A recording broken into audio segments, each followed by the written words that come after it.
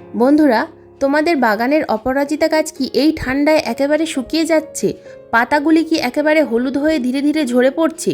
চিন্তার কোনো কারণ নেই। আজকের ভিডিওতে থাকছে এই সমস্ত সমস্যার সমাধান। সম্পূর্ণ ঘরোয়া উপায়ে সবুজ সতেজ হয়ে উঠবে অপরাজিতা গাছ। যদি তোমরা তোমাদের অপরাজিতা গাছের সঠিক সময়ে সঠিক পরিচর্যা করতে পারো, তাহলে সারা বছর এই গাছ ফুলে ভরে থাকবে। কিন্তু ওয়েদারের কারণে এই গাছে কিছু পরিবর্তন দেখা যায়। যখন থেকেই শীতকাল শুরু হয়, অপরাজিতা গাছের বেশিরভাগ পাতা হলুদ হয়ে ঝরে যেতে শুরু করে। কারণ অপরাজিতা গাছ একটি গরম জলবায়ুর গাছ। যত বেশি সূর্যের আলো এই গাছ পায়, তত বেশি এই গাছের গ্রোথ হয়। যখন টেম্পারেচার 20 ডিগ্রির থেকে বেশি থাকে, তখন এই গাছের ভালো গ্রোথ হয় এবং প্রচুর পরিমাণে এই গাছে ফুল ফোটে। কিন্তু যখনই শীতকাল শুরু হয়, ধীরে ধীরে টেম্পারেচার কমতে থাকে, তখনই কিন্তু এই গাছের পাতা ঝরে যেতে শুরু করে। কারণ এটাই স্বাভাবিক ব্যাপার। এই শীতকালে আমরা যতই এই গাছে খাবার দিই না কেন, কখনোই পাতা ঝরা বন্ধ হয় না। কিন্তু ফেব্রুয়ারি মাসের শুরুতেই যদি আমরা এই গাছের পরিচর্যা শুরু করে দিই, তাহলে আবার খুব তাড়াতাড়ি এই গাছ আগের মতো সুস্থ হয়ে উঠবে। কি খাবার এই গাছে দিতে হবে, কি পরিচর্যা করলে আবার এই গাছ আগের মতো সবুজ সতেজ হয়ে উঠবে, সমস্ত কিছু জানতে হলে ভিডিওটা কিন্তু সম্পূর্ণ দেখতে হবে। একটুও স্কিপ করো না, স্কিপ করলে কিন্তু অনেক কিছুই মিস করে ফেলবে। নমস্কার, আমি লাবণী। আমার বাগানে তোমাদের সবাইকে জানাই স্বাগত। এতক্ষণ তোমরা যে ফুলগুলো দেখছিলে, সেটা কিন্তু আমার আগের বছরের ফুল। এই বছর এই সময় গাছটার অবস্থা ঠিক এই রকম হয়েছে। এখনও কিন্তু গাছে কুঁড়ি রয়েছে। তো এই ঠান্ডায়ও কিন্তু আমার গাছে এখনও পর্যন্ত কুঁড়ির দেখা পাওয়া যাচ্ছে। তো বন্ধুরা, অপরাজিতা গাছ যেহেতু একটা গরম জলবায়ুর গাছ, আর গ্রীষ্মকাল শুরু হওয়ার আগেই এই গাছে যদি আমরা পরিচর্যা না করতে পারি, তাহলে কিন্তু ঠিক সময় মতো আমরা এই গাছকে বাঁচাতেও পারবো না, আর এই গাছ থেকে প্রচুর পরিমাণে ফুল পাবো না। তাই ফেব্রুয়ারি মাস শুরু হওয়ার সাথে সাথেই কিন্তু আমাদেরকে এই গাছের রুট ট্রিটমেন্ট করতে হবে, এবং যে সমস্ত গাছের ডালপালা শুকিয়ে গেছে, সেই ডালপালাগুলোকে কাটাই ছাঁটাই করতে হবে। এবং এই শীতের সময় আরও একটা যে বিষয় লক্ষ্য করা যায়, এই গাছে প্রচুর পরিমাণে বীজ তৈরি হয়। তো তোমরা যদি এই বীজ থেকে নতুন চারা করতে চাও, তাহলে গাছে কয়েকটা বীজ রেখে দাও, রেখে দিয়ে তারপর এই বীজগুলোকে তুলে ফেলে দাও। এখন কিন্তু সমস্ত বীজ গাছে রাখতে যেও না, এই বীজ কিন্তু গাছের সমস্ত এনার্জি নষ্ট করবে। তাই দুটো একটা বীজ রেখে দিয়ে বাদবাকি বীজগুলোকে ফেলে দাও। গাছে কিন্তু বীজ কিছু কিছু বীজ পেকে গেছে এবং কিছু কিছু বীজ এখনও পর্যন্ত কাঁচা রয়েছে। তো যে বীজগুলো পেকে গেছে, সেখান থেকেই কিন্তু তোমরা চারা তৈরি করতে পারবে, অথবা এই গাছের ডাল থেকেও কিন্তু নতুন চারা তৈরি করা যায়। এই গাছের পরিচর্যার প্রথম যে কাজটা হলো, সেটা হলো এই গাছের ডাল কাটাই ছাঁটাই। তো ভালোভাবে লক্ষ্য করবে যে সমস্ত গাছের ডাল একেবারে কালো হয়ে শুকিয়ে গেছে, তো সেই সমস্ত গাছের ডালগুলোকে একটু কাটাই ছাঁটাই করার চেষ্টা করবে। ভালোভাবে লক্ষ্য করে দেখবে যে সমস্ত ডাল একেবারে শুকিয়ে গেছে, হাত দিলেই ভেঙে যাচ্ছে, সেই সমস্ত ডালগুলোকে কিন্তু কাটারের সাহায্যে খুব ভালোভাবে কেটে ফেলে দিতে হবে।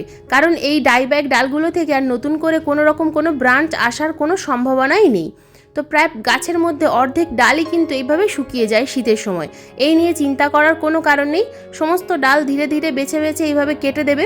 কেটে দেওয়ার পর গাছে কিন্তু কিছু কাজ করতে হবে, মাটিতে কিছু কাজ করতে হবে, যেগুলো করলে গাছে কিন্তু আবার নতুন ব্রাঞ্চ খুব তাড়াতাড়ি চলে আসবে। তো দেখো, আমি কতগুলো ডাল কেটে নিলাম। এই একটা গাছের মধ্যে কিন্তু এতগুলো ডাল ছিল। এবার দ্বিতীয় যে কাজটা করতে হবে, এই গাছের মধ্যে যে সমস্ত কাঁচা ব্রাঞ্চ রয়েছে, যে কচি কচি ডাল এসেছে, দেখো এই ডালগুলোকে কিন্তু হালকা করে একটু পিঞ্চিং করে দিতে হবে। এই ডালগুলো পিঞ্চিং করার ফলে সাইড থেকে কিন্তু নতুন নতুন প্রচুর পরিমাণে ব্রাঞ্চ আসবে। তো এইভাবে প্রত্যেকটা ডাল, যে কটা ডালই রয়েছে, সেই ডালগুলোকে কিন্তু আমি হালকা করে পিঞ্চিং করে দিচ্ছি। এই ডালগুলো পিঞ্চিং করার পর তোমরা চাইলে কিন্তু ফেলে না দিয়ে বালির মধ্যে প্রতিস্থাপন করে রাখতে পারো। সেক্ষেত্রে কিন্তু নতুন চারা গাছ তৈরি করা যায়। তবে আমি বলবো বীজ থেকে চারা তৈরি করাটাই কিন্তু ভালো। এই ডালের চারা খুব একটা ভালো হয় না। তো বন্ধুরা দেখো, আমি এবার কিন্তু এই মাটিতে কিছু কাজ করব। আমি এই সময় গাছের কিন্তু রুট ট্রিটমেন্ট করব। যেহেতু গাছের মাটিতে অনেক দিন পর্যন্ত কোনো খাবার প্রয়োগ করা হয়নি, সেই কারণেই কিন্তু গাছের মাটি ক্ষারীয় হয়ে রয়েছে। তাই আমি কিন্তু নিড়ানির সাহায্যে মাটিটাকে একটু খুশে নিচ্ছি। তোমরা যখন নিড়ানির সাহায্যে মাটি খুশবে, যদি দেখো যে প্রচুর পরিমাণে রুট বাউন্ড হয়ে গেছে, তাহলে গাছটাকে সম্পূর্ণ টব থেকে বার করে নিয়ে আবার নতুন করে কিন্তু রুট সামান্য কাটাই ছাঁটাই করে নতুন টবে প্রতিস্থাপন করতে পারো। যদি যে টবের মধ্যে রয়েছে সেই টবের থেকে বড় সাইজের টবে প্রতিস্থাপন করো, তাহলে রুট কাটাই ছাঁটাই করার প্রয়োজন নেই। আর যদি আবার সেই একই টবে প্রতিস্থাপন করতে চাও, তাহলে কিন্তু রুট কাটাই ছাঁটাই করতে হবে সামান্য পরিমাণে। তো তো যেহেতু আমার রুট খুব বেশি বাউন্ড হয়নি, তাই আমি রুট কাটাই ছাটাই করবো না আর টপ পরিবর্তনও করবো না। দেখো সাইড থেকে কিন্তু আমি বেশ কিছুটা মাটি তুলে নিলাম এবং সামান্য পরিমাণ রুট কিন্তু দেখা যাচ্ছে। এবার যে খাবারটা আমি এখানে দেবো এটা কিন্তু ফ্রেশ চা পাতা। এখানে আমি ফ্রেশ চা পাতা 1 চামচ নিয়েছি। 1 চামচ ফ্রেশ চা পাতা আমি এখানে ভালোভাবে কিন্তু দেখো যে গ্যাপটা তৈরি করেছি এই গ্যাপের মধ্যে ছড়িয়ে দিচ্ছি। এই চা পাতার মধ্যে রয়েছে প্রচুর পরিমাণে নাইট্রোজেন এবং প্রচুর পরিমাণে মাইক্রোনিউট্রিয়েন্টস।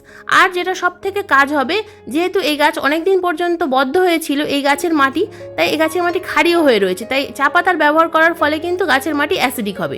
এরপর যে খাবারটা আমি দিচ্ছি সেটা হলো হলুদ গুঁড়ো। যেহেতু এখানে অনেক রকম মাটিতে ব্যাকটেরিয়া থাকতে পারে, ফাঙ্গাস থাকতে পারে, সেই কারণেই কিন্তু আমি হলুদ গুঁড়ো প্রয়োগ করছি। হলুদ গুঁড়ো প্রয়োগ করার ফলে গাছের মাটিতে আর কোনো রকম কোনো ব্যাকটেরিয়া বা কোনো ছত্রাক থাকবে না। তো 1 চামচ হলুদ গুঁড়ো আমি কিন্তু গাছের মাটিতে প্রয়োগ করলাম। এবার দেখো বন্ধুরা, এখানে তো যে গ্যাপটা তৈরি হয়েছে মাটিটা তুলে নেওয়ার ফলে, এই মাটিটাই কিন্তু আমি প্রয়োগ করব। তো মাটিটার মধ্যে আমি মিশিয়ে নেব 2 মুঠো পরিমাণ ভার্মি কম্পোস্ট। তো দেখো তোমরা এখানে পুরনো 1 বছরের পুরনো গোবর সারও প্রয়োগ করতে পারো। আমি 2 মুঠো পরিমাণ ভার্মি কম্পোস্ট এই মাটির সাথে খুব ভালোভাবে মিশিয়ে নিয়ে তারপর গাছের টবের মাটিতে প্রয়োগ করব। তো দেখো ভালোভাবে কিন্তু মিশিয়ে নিতে হবে। খুব ভালোভাবে মিশিয়ে নিয়ে টবের যে গ্যাপটা তৈরি হয়েছে সেই গ্যাপের মধ্যে কিন্তু আমি এই ভার্মি কম্পোস্ট এবং মাটির মিশ্রণটাকে ঢেলে দেব। তো ভালোভাবে কিন্তু আশেপাশে দেখো আমি দিয়ে দিচ্ছি। সম্পূর্ণ যতটা পরিমাণ প্রয়োজন ঠিক ততটা পরিমাণই দেবে। টবে সবসময় কিন্তু একটা গ্যাপ রাখবে। টবে কখনোই টব ভর্তি ভর্তি করে মাটি দেবে না। জল দেওয়ার মতো সামান্য পরিমাণ জায়গা কিন্তু একটু রাখতেই হবে। ঠিক যেভাবে প্রতিস্থাপন করতে হয় ঠিক সেভাবেই কিন্তু আমি মাটিটা দিয়ে দিলাম। দেখো গাছের মাটিতে আমি খাবারটা প্রয়োগ করলাম এবং তারপর আমি মাটিটাও দিয়ে দিলাম। এটাই কিন্তু এই ফেব্রুয়ারি মাসের প্রথম সপ্তাহের কাজ, অথবা এই জানুয়ারি মাসে, আজ 29 তারিখ, তোমরা এই 2 দিনের মধ্যেও কিন্তু এই কাজটা অবশ্যই করতে পারো। তো ফেব্রুয়ারি মাসে আবার আমি পরিচর্যার ভিডিও দেবো, তো তখন দেখাবো যে এই গাছে কি খাবার প্রয়োগ করতে হবে। তো দেখো আমার কিন্তু পরিচর্যা করা কমপ্লিট এবং গাছে আমি ভরপুর মাত্রায় জল প্রয়োগ করছি। তোমরা যেদিন এই রুটের পরিচর্যা করবে সেদিন কিন্তু সম্পূর্ণ সেমি শেডের মধ্যে এই গাছটাকে রেখে দেবে। কারণ আমি যেহেতু কিছুটা মাটি তুলে নিয়েছিলাম এবং যার ফলে কিছু শিকড় কাটাই ছাটাই হয়েছে, তো সেই কারণে গাছটা কিন্তু একটু শকের মধ্যে থাকবে। তাই যেদিন এই কাজটা করবে সেদিন কিন্তু গাছটাকে সম্পূর্ণ সেমি শেডের মধ্যে রাখবে, আবার তার পরের দিন থেকে সম্পূর্ণ সানলাইটের মধ্যে রেখে দেবে। রুটের পরিচর্যা তো হলো, কিন্তু গাছের পাতায় যদি কোনো রকম কোনো পোকামাকড় থেকে থাকে সেক্ষেত্রে তোমরা কি করবে? এই সময় গাছে যদি কিছু না ছত্রাকনাশক অথবা কীটনাশক প্রয়োগ করতে পারো, তাহলে যে কটা পাতা রয়েছে এই পাতাগুলোও কিন্তু ঝরে যাবে। তাই এই গাছে আমি কিন্তু একটা ঘরোয়া কীটনাশক স্প্রে করব। ঘরোয়া কীটনাশক তৈরি করার জন্য আমি এখানে নিয়েছি বেকিং সোডা। বেকিং সোডা প্রায় আমাদের সবার বাড়িতেই থাকে। তো এই বেকিং সোডা আমি চা চামচের 1/2 চামচ পরিমাণ নিয়ে নেব 1 লিটার জলে। এই স্প্রেয়ার বটলের মধ্যে আমি 1 লিটার জল নিয়েছি। 1 লিটার জলের মধ্যে চা চামচের 1/2 চামচ বেকিং সোডা নিলাম এবং নিয়ে নেব ভিনিগার। এটা অ্যাপেল সাইডার ভিনিগার, তো তোমাদের কাছে নর্মাল যে ভিনিগার আছে সেটাও প্রয়োগ করতে পারো। তো এই ভিনিগার আমি নিয়ে নেব এখানে 5 ml। তো এই যে ঢাকাটা ছিল সেই ঢাকায় 1 ঢাকা আমি নিয়েছি। তো তোমরা চামচের সাহায্যেও মেপে নিতে পারো। তো 1 চামচ পরিমাণ নিয়ে নেবে। তো ভালোভাবে আমি কিন্তু ঝাঁকিয়ে নিয়ে দেখো গাছের মধ্যে ভালোভাবে স্প্রে করছি।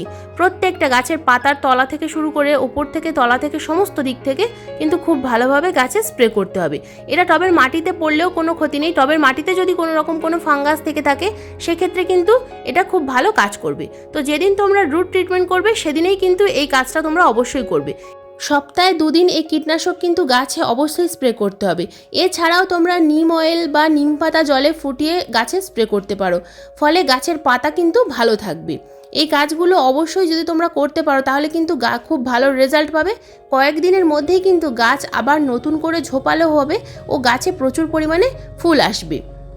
আমি যে পরিচর্যাটা দেখালাম এবং গাছে যে কীটনাশক স্প্রে করে দেখালাম, এটা কিন্তু অবশ্যই জানুয়ারি মাসের শেষে অথবা ফেব্রুয়ারি মাসের শুরুতে প্রথম সপ্তাহে এই কাজটা কিন্তু অবশ্যই করবে। এই কাজগুলো করার ঠিক 7 দিন পর থেকে কিন্তু তোমরা তোমাদের অপরাজিতা গাছে আমূল পরিবর্তন লক্ষ্য করতে পারবে। ধীরে ধীরে গাছের পাতা সবুজ হতে থাকবে এবং নতুন শাখায় গাছ ভরে যাবে। বন্ধুরা, তোমরা যদি বীজ থেকে নতুন চারা তৈরি করতে চাও তাহলে ফেব্রুয়ারি মাসের 15 তারিখের পর মাটি এবং ভার্মি কম্পোস্টের একটা মিডিয়া তৈরি করে নিয়ে এই বীজ থেকে নতুন কিন্তু চারা গাছ তৈরি করে নিতে পারবে। ফেব্রুয়ারি মাসের দ্বিতীয় সপ্তাহে এই গাছে কি খাবার প্রয়োগ করতে হবে সেই নিয়েও আমি ভিডিও দিয়ে দেব। আজকের যে পরিচর্যাটা দেখালাম এই পরিচর্যাটা করো এবং গাছের মাটিকে কিন্তু সবসময় ময়েশ্চার রাখবে। খুব বেশি কাদা কাদাও নয়, আবার খুব বেশি শুকনোও নয়। এই রকম মাটি যদি থাকে, টবের মাটি, তাহলে খুব তাড়াতাড়ি গাছের গ্রোথ হয়। বন্ধুরা, আজকের ভিডিও এই পর্যন্তই। ভিডিওটা কেমন লাগলো অবশ্যই কমেন্ট করে জানাবে। ভালো লাগলে একটা লাইক করবে, শেয়ার করবে, আর চ্যানেলে যদি নতুন বন্ধু হয়ে থাকো চ্যানেলটাকে সাবস্ক্রাইব করে পাশের বেল আইকনটাকে প্রেস করে দেবে। ভিডিওটা সম্পূর্ণ মনোযোগ দিয়ে দেখার জন্য তোমাদের সবাইকে জানাই অসংখ্য অসংখ্য ধন্যবাদ।